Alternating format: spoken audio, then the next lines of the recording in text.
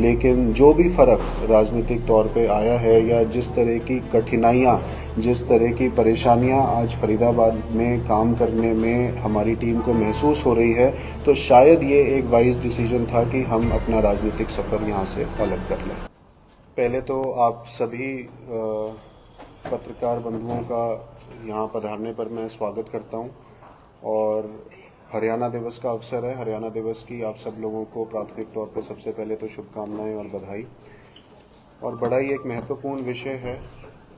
आप सभी लोग जानते हैं कि जननायक जनता पार्टी के साथ मेरा और मेरे साथियों का बड़ा पुराना एक नाता रहा है और विभिन्न पदों पर अपनी सामर्थ्य के हिसाब से, अपनी क्षमता के हिसाब से पार्टी के लिए हम लोगों ने काम किया और पूरी ईमानदारी के साथ फरीदाबाद के अंदर पार्टी किस तरीके से बढ़े, किस तरीके से आगे जाए, उसके लिए हमने निरंतर सब कुछ अपना छोड़कर पार्टी के लिए, पार्टी के नेताओं के लिए हमेशा अग्रणी रहे और काम भी किया।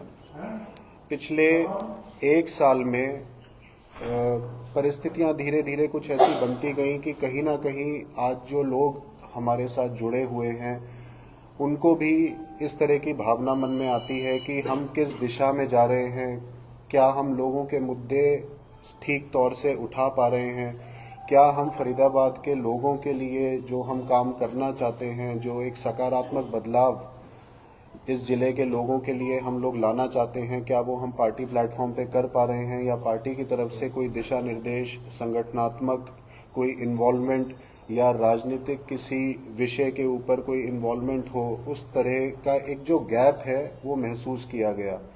और इसी गैप के चलते आज बहुत ही भारी मन से, और मैं कहूँगा कि बहुत ही ज़्यादा एक पीड़ा मन में है कि आज हमें ये फैसला लेना पड़ रहा है कि हम जननायक जनता पार्टी से अपना राजनीतिक सफ़र आज यहाँ पे ख़त्म कर रहे हैं।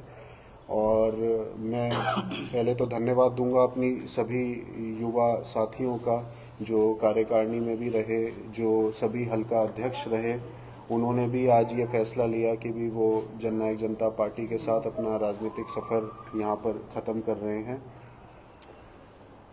तो इसी विषय के ऊपर आज आप सब लोगों को यहाँ घर पे आमंत्रित किया है, ये बताने के लिए और अपने जो मन के विचार हैं वो साझा करने के लिए कि एक लंबा सफ़र आज हम जेजेपी के साथ अपना राजनीतिक तौर पे ख़त्म कर रहे हैं। किसी के प्रति कोई मनमुटाव नहीं है, ना किसी नेता के प्रति, ना किसी और के प्रति। वो हमारे आदरणीय थे, हैं, हमेशा रहेंगे।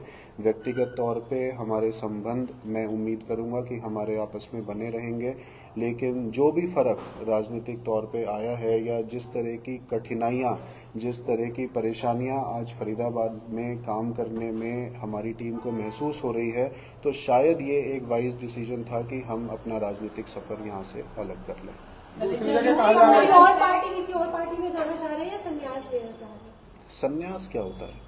मतलब राजनीति छोड़ना चाह रहे हैं या किसी और पार्टी ज्वाइन करेंगे? कोई अभी पार्टी ज्वाइन करने का, किसी और राजनीतिक सफर को शुरू करने का अभी कोई इस तरह का कोई विचार नहीं हुआ।